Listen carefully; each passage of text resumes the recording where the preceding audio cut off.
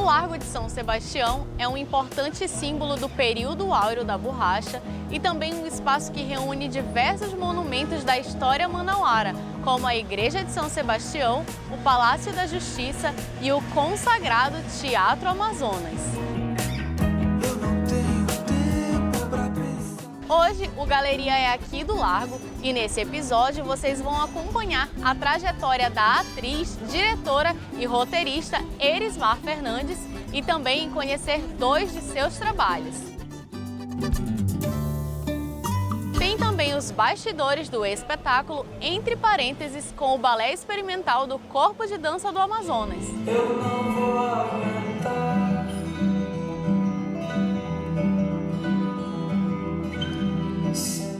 Não sai daí, o seu programa de cultura já está no ar.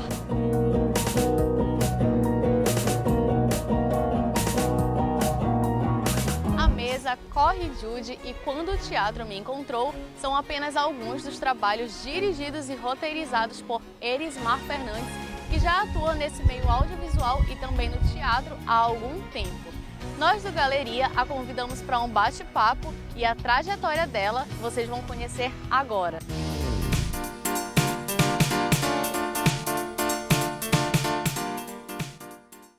Nós já estamos aqui com a Erismar Fernandes, que a princípio foi convidada a participar do Galeria para falar sobre o trabalho dela voltado para o audiovisual, mas aqui batendo um papo eu acabei descobrindo que vai muito além disso. Mas antes da gente contar para vocês, bem-vinda ao Galeria, Erismar.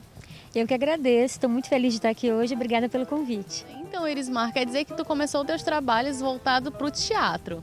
Isso, na verdade eu já vim assistir teatro desde pequenininha, vim assistir Tio Barbosa no Teatro Amazonas, e aí a paixão começou a crescer, né? E aí aos 13 anos fui procurar um curso profissionalizante, né?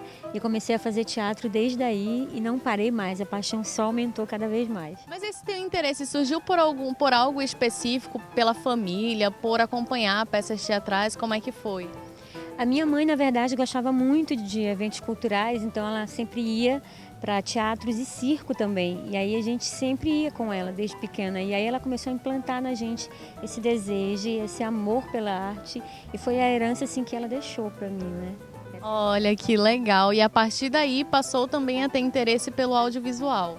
O audiovisual entrou na minha vida, na verdade, em 2008.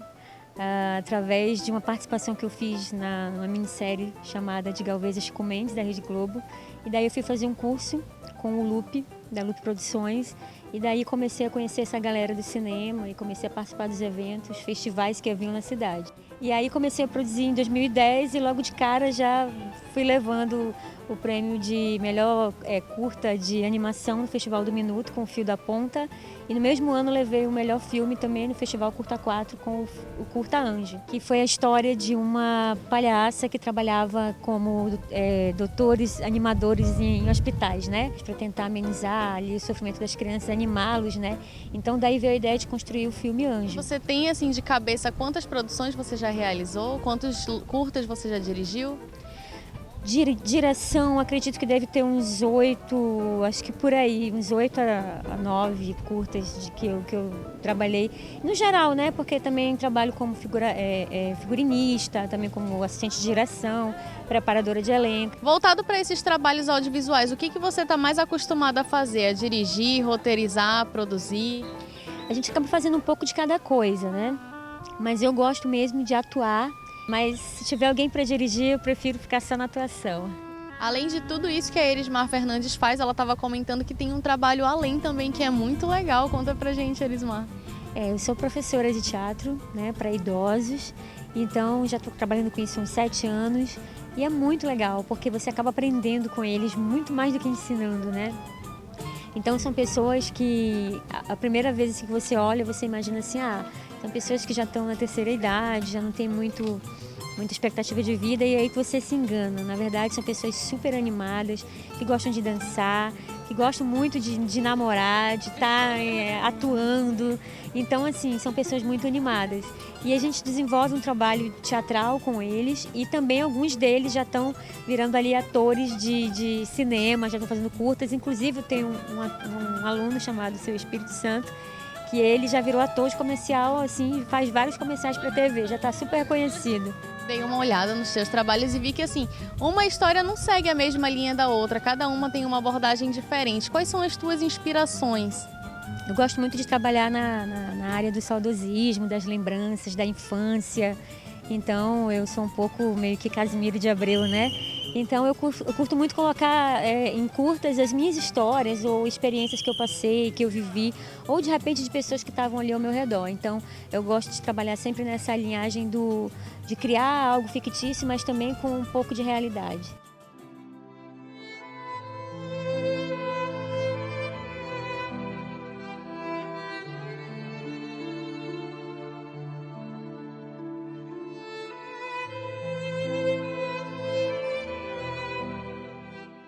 Agora eu tenho uma super dúvida, Erismar. Você, como profissional, consegue acompanhar um filme ou um espetáculo teatral sem criticar ou sem analisar tecnicamente?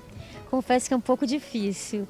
A gente até tenta, mas a gente acaba analisando. Olha que legal, olha esse ângulo, olha como foi feita essa cena, olha essa interpretação, eu acho que eles vê esse efeito. Então a gente acaba sempre olhando para esse lado. E para esses trabalhos, Erismar, tem aquele ídolo que você adora o trabalho? No cinema tem, né? É o John Travolta, não é mistério para ninguém, todo mundo que me conhece sabe. Minha casa é cheia de fotos, é cheia de almofadas, tudo com foto dele. Então, gosto muito, então, assim, é uma pessoa que eu admiro muito. E Erismar, como é que você vê o cenário audiovisual e também o cenário cultural aqui em Manaus? Eu vejo que nós temos muitas pessoas nessa área talentosas demais e acredito que tem muita gente que está aí vivendo disso hoje. É difícil, alguns ainda não conseguem viver disso, mas fazem por amor. E assim, eu gostaria que fosse mais valorizado, mais investido. Tem editais, mas às vezes a burocracia é muito grande e para a gente tentar conseguir esses editais é um pouco complicado. E até mesmo, por exemplo, eventos de teatro, essas coisas, a gente às vezes não tem espaço para ensaiar, às vezes é difícil conseguir, às vezes a gente consegue, às vezes não, mas a gente vai levando, né? Porque eu acho que o amor, ele está acima de qualquer dificuldade, e o amor pela arte que a gente tem é muito grande. Segura aí que a gente vai para o intervalo, mas no próximo bloco a gente volta para falar de 2 dos diversos trabalhos da Erismar Fernandes. A gente volta em 1 minuto.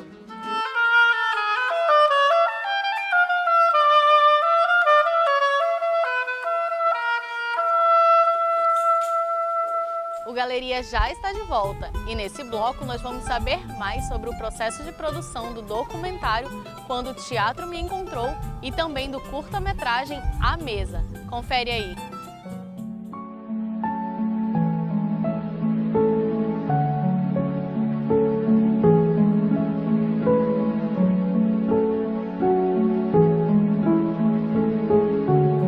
Agora, Erismar, nós vamos falar sobre 2 das tuas produções, né? Eu queria que a gente começasse pela Mesa. Vamos começar contando a história, né? A ideia de fazer o filme da Mesa veio no velório da minha mãe. Então, enquanto nós estávamos ali no velório, eu percebi que a mesa onde ela estava sendo velada era uma mesa que já estava acompanhando a gente há muito tempo. E daí eu fui procurar saber a história, tudo que a gente já tinha passado ao redor daquela mesa. E daí veio a ideia de fazer o curta. A ideia ficou guardada durante alguns anos. Depois de 5 anos eu perdi o meu pai também. E aí veio a ideia de vou fazer um filme sobre a história do meu pai, onde a mesa vai ser a protagonista. Mas quanto tempo você levou desde o processo de produção até tudo ficar pronto? 1 ano mais ou menos, 1 ano e alguns meses. Nossa equipe era composta por 4 pessoas na produção. Eu, né, como atriz, roteirista, na direção Roberto Ades, que é o meu esposo, e nós tivemos como produção também assistente de direção e fotografia Davi Marinho e a Darcy Alves na nossa, ajudando a gente com a equipe, ajudando na claquete, no figurino, em tudo. E esse curta foi gravado onde? Qual é o cenário dele? A ideia principal, um dos cenários que não poderia faltar é a casa onde eu morei, que fica na Praça 14. Nós fomos atrás da casa e a casa hoje ela está abandonada, então nós gravamos somente na fachada da casa E a parte dentro da casa nós fizemos em uma outra locação e foi depois uma montagem muito louca e quem está assistindo não sabe disso, né? Parece que é tudo no mesmo lugar. E aí outros vários locais, no centro da cidade, no Trenzinho da Alegria, que foi um dos lugares onde se passou também a história que eu conto. E por aí vai, porque a personagem principal ela caminha pela cidade, então vários cenários são apresentados. E esse curta é você mesmo quem interpreta? Sim, no curta eu faço a Mazinha, né, que ela está retornando para essa cidade onde ela morou e aí ela se depara com uma situação que eu não vou contar porque depois vocês vão assistir o filme e vocês vão saber. Mas além de você, tem outros atores? Sim, nós temos vários atores mirins. Nós temos a Aninha, que fez a minha personagem criança, que foi também todo um processo, porque nós tínhamos que procurar uma menina que fosse parecida e a gente encontrou, ela é bailarina, mas a gente queria muito alguém que tivesse os olhos muito parecidos com os meus, por causa de uma cena que nós fizemos, onde a gente faz essa troca do olhar dela pro meu. Tivemos mais 2 atores mirins, que foi o Daniel e o Dan Philip. E também alguns atores idosos que são alunos meus, que também mandaram muito bem.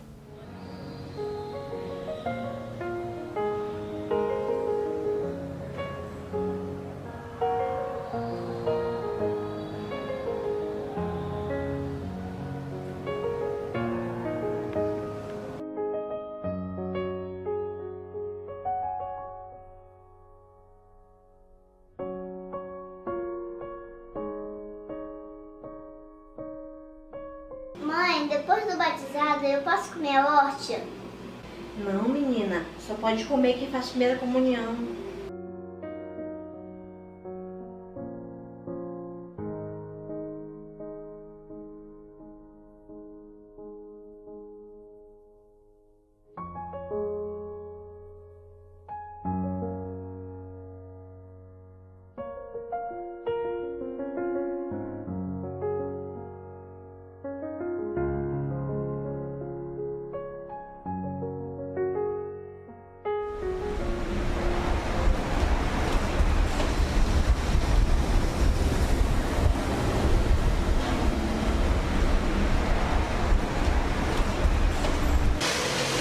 O que a senhora vai querer? Sei lá, qualquer coisa pra mim tá bom. A patroa não é daqui? Já fui daqui. Então deve estar com saudade do nosso jaraqui. Vou trazer um pra senhora, tá bom? Tá bom então, pode ser.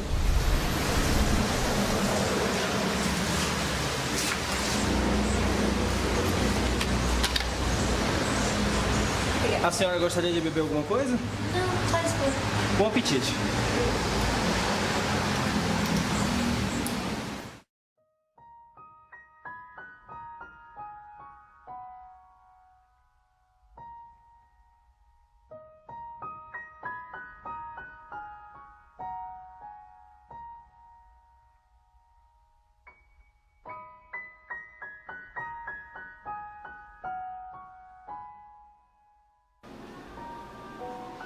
O peixe está pronto.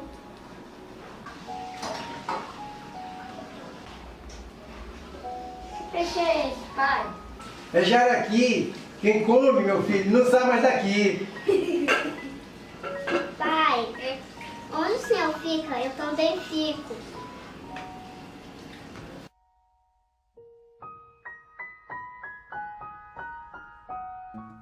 Agora a gente vai conhecer a história do documentário Quando o Teatro Me Encontrou. Erisma, é uma história pessoal? Na verdade, eu sou professora de teatro para idosos, já tenho 7 anos, e eu ouvia muitos relatos deles, de como a vida deles tinha sido transformada através do teatro, o que tinha melhorado na vida deles. Então, um dos casos que eu acho muito interessante é o caso do seu Amaury Santana, que hoje ele é um grande ator, aluno meu, e o Amaury, ele estava sofrendo com alguns problemas de alcoolismo quando ele começou a fazer teatro. E através do teatro, ele conseguiu se libertar. E hoje ele é uma outra pessoa. Hoje ele inclusive até dá palestras, né, para pessoas ainda dependentes. E virou um grande ator. Tudo isso através do teatro. Funcionou como uma técnica terapêutica, então, né? As pessoas que participam desse documentário foram muito abertas, aceitaram de primeira participar ou ficaram um pouco retraídas? Eles aceitaram de primeira, eles são ótimos assim, atores, eles gostam muito de estar na mídia, de estar dando entrevistas, são super animados, às vezes até mais do que eu. Então, até ficaram chateados porque nem todos entraram e ficaram chateados porque não participaram, alguns, mas são super abertos, eles gostam mesmo de contar experiências da vida deles. E o interessante é que esse documentário já tem mais ou menos uns 3 anos, 4 anos, e alguns idosos que deram depoimento já faleceram, então ficou aí de lembrança também a experiência de vida deles pra gente. A gente sabe que o cenário audiovisual aqui em Manaus tem crescido cada vez mais, né? Mas a gente ainda enfrenta alguns obstáculos. Para você, quais foram os maiores obstáculos na gravação dos seus produtos? Como eu falei, né, às vezes a gente não consegue editar o patrocínio. Então, assim, eu posso falar por mim. Todos os curtas que eu produzi, que o meu esposo também produz até hoje, todos são independentes. A gente acaba tirando do nosso bolso, investindo, contando com a ajuda de colegas, de parceiros, pessoas que acabam cedendo sua casa para fazer de cenário. Então, nossa maior dificuldade é o incentivo mesmo. Existe hoje em dia, mas não é tão fácil a gente ter esse acesso ainda. Não é tão acessível, né? E as pessoas de casa que quiserem acompanhar os seus trabalhos, como é que a gente faz? Tem eles disponíveis em alguma plataforma? Nós temos, na verdade, um canal, meu esposo tem um canal onde ele disponibiliza, né, chamado Café e Mistérios. E aí, nesse canal, você pode estar aí tendo acesso a alguns vídeos, né, que foram produzidos pela gente. Mas é claro que a gente aqui do Galeria não ia deixar vocês de fora e a gente vai colocar aí um trechinho dos produtos da Erismar Fernandes para vocês acompanharem. Dá só uma olhada. Quando as minhas mãos começaram a tremer, os meus olhos já não enxergavam tão bem. O meu rosto trazia as marcas do tempo. Alguns me deixaram de lado e já nem acreditavam tanto em mim. Eu quase me perdi, mas o teatro me encontrou.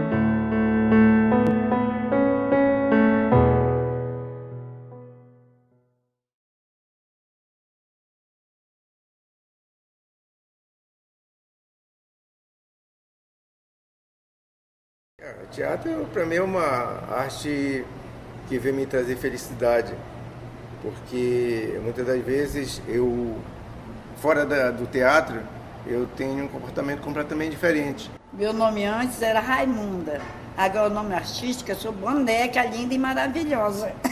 Eu era triste, não conversava com ninguém, 6 horas eu estava trancada na minha casa. Quando ocorreu de encontrar, ou melhor, do teatro me encontrar, então eu me deparei com uma outra realidade. O teatro mudou muito a minha vida e está mudando, porque eu era uma pessoa que eu não tinha contato, assim, diálogo para conversar com as pessoas. Eu era uma pessoa muito triste. Depois que eu entrei no teatro, eu fiquei muito alegre, despachada. A gente aprende a ficar exibida mesmo. Eu sou artista! Que bacana, hein? Parabéns pelo trabalho, Erismar, e muito obrigada por ter dividido um pouco da sua história com a gente. Agora o Galeria vai para o intervalo e no próximo bloco tem os bastidores do espetáculo Entre Parênteses. A gente volta em 1 minuto.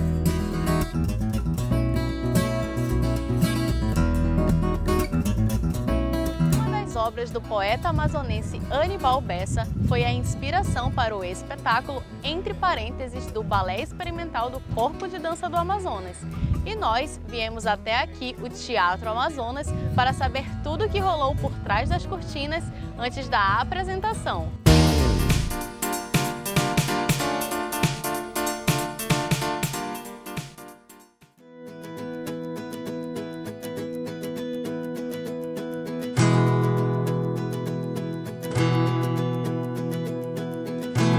Estamos mais uma vez aqui com a Monique, que é quem vai contar a história sobre esse espetáculo, e a gente começa falando sobre a inspiração, né, que foi usada para a elaboração dessa apresentação. Bem-vinda, Monique. Obrigada. Bom, entre parênteses, é um espetáculo que foi inspirado em poemas de Aníbal Bersa. O coreógrafo Rodrigo Vieira se inspirou numa quadrilogia que Aníbal tem, que fala sobre o ponto, a vírgula, os 2 pontos e as reticências. Então, a base dessas obras trouxe indagações e ele acabou também trazendo suas inquietações para o elenco, fazendo com que o elenco também devolvesse também as suas inquietações enquanto essa construção de movimento.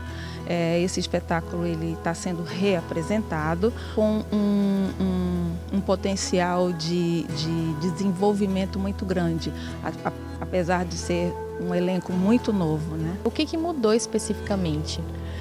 Existem cenas muito características do próprio elenco que agora está sendo trabalhado com balé experimental. Várias situações, porque eles trabalham com os elementos que a gente está podendo ver ao fundo, que são caixas, e essa caixa representa um pouco dessa individualidade de cada um. Então, mediante as informações do coreógrafo, eles podem trazer um pouco dessa sua história, colocar dentro dessas caixas e transformar isso em movimento. Então, existem coisas bastante diferentes da primeira versão para essa segunda. Geralmente esses espetáculos que envolvem grupos de balé não têm diálogo ou isso varia muito da direção?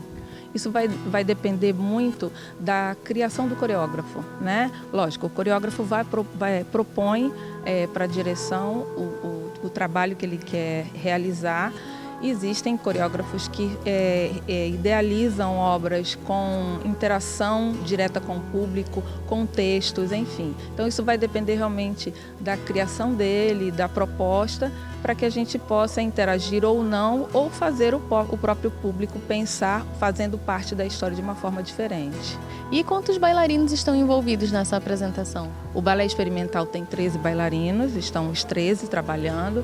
Essa é a composição oficial da companhia e a gente sempre faz questão de que todas as obras eles possam estar trabalhando em conjunto para que esse estudo se prolongue, se alongue, exatamente para que eles estejam sempre bem preparados para a cena. Olha que legal, então agora a gente vai conversar com alguns dos bailarinos.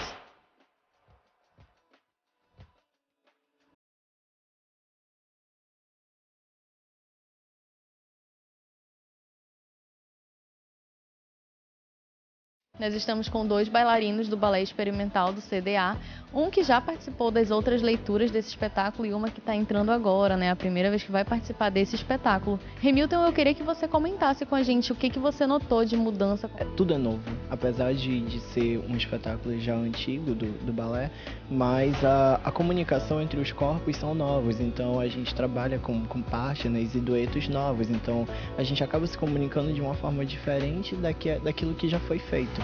Então, e a perspectiva que eles criam devolve pra gente uma nova perspectiva.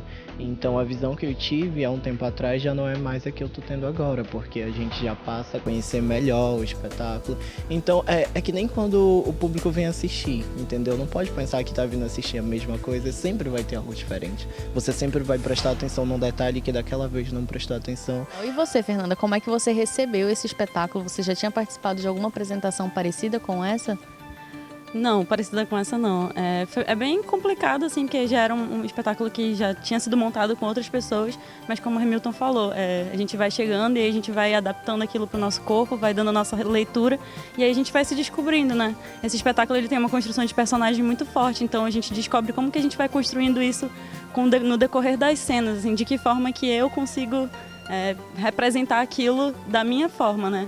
Claro. Aqui os meninos estão com uma roupinha só para o ensaio, mas tem um figurino especial para apresentação, né? Sim, a gente trabalha com mais de um figurino. A gente começa com um figurino, ele é mais neutro, assim, ele é mais calmo. E aí depois a gente constrói um figurino completamente diferente do primeiro, que já traz uma lembrança nossa pessoal, um momento nosso pessoal. E o espetáculo acaba ficando um pouco mais divertido e um pouco mais descontraído, entendeu? Por conta de situações pessoais que acontecem. E isso é bem interessante porque você acompanha o crescimento do espetáculo, entendeu? Você acaba se colocando dentro do espetáculo e dizendo, ai, eu sou aquela menina mais engraçada, eu sou aquele menino menino que é um pouco mais de lado, eu sou aquela menina mais estressada e assim vai indo. Então é bem gratificante pra gente que tá participando e eu acredito que é maravilhoso pra quem tá. Com certeza é mais empolgante pro público se ver na apresentação, né? Mas agora a gente vai acompanhar um trechinho do ensaio dos meninos para vocês sentirem uma aguinha na boca de como vai ser a apresentação.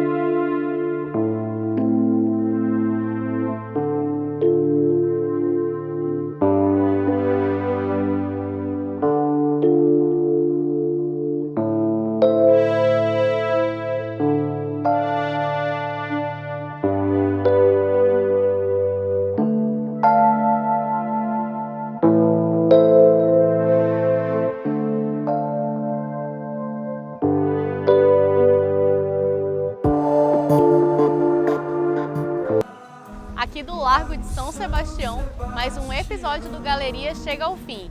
Se quiserem rever alguma matéria do programa, basta acessar a nossa playlist no youtube.com/amazonsat. Na próxima semana a gente volta aqui com mais conteúdo cultural especialmente para vocês. Até lá, tchau! É preciso tempo para amar, Largo São Sebastião.